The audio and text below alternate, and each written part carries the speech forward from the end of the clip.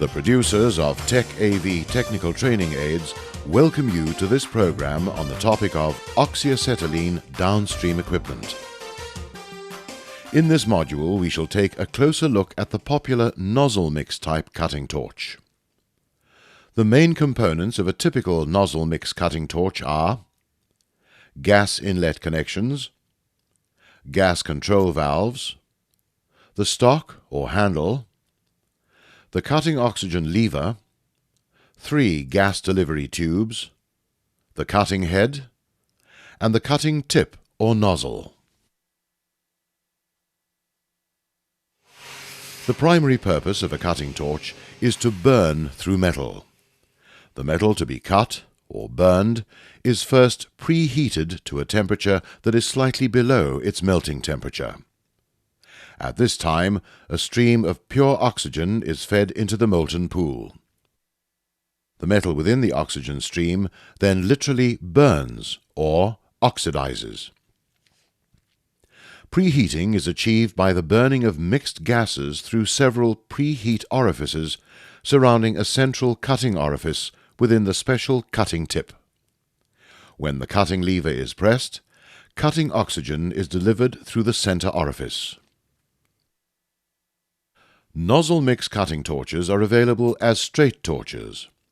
A straight torch is manufactured purely for purposes of manual flame cutting. Another version is a combination torch, which is essentially a welding torch that can be converted to become a cutting torch through the fitting of a detachable cutting attachment to the stock. The selection of a handheld cutting torch is generally a matter of personal preference. Straight torches are, however, generally best suited for the cutting of thick material and for prolonged cutting tasks. Whatever your requirement, ensure that your torch is manufactured to ISO 5172 or your local equivalent standard.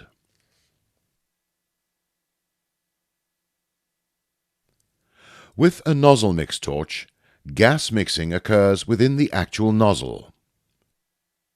Acetylene and oxygen are fed through separate delivery tubes to the cutting head and on into the nozzle, where they then mix to form the preheating gas mixture.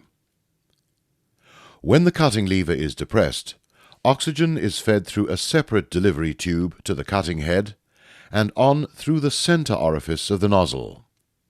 This is known as the cutting orifice.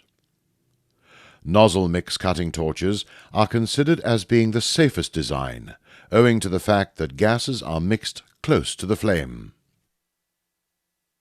Cutting nozzles, or cutting tips as they are more commonly referred to, play a vital role in the cutting process.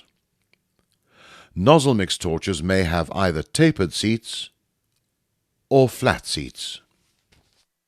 Tapered seat tips are by far the most commonly encountered. You will observe that there are 3 seating shoulders. These shoulders are designed to fit precisely upon the corresponding seats within the cutting head of the torch. Tapered seat tips offer identification markings on the body. The letter A indicates that the tip is for use with acetylene. The letters NM indicate nozzle mixing, and the 2 mm indicates the tip size. A tip size is rated by the diameter of the cutting oxygen orifice.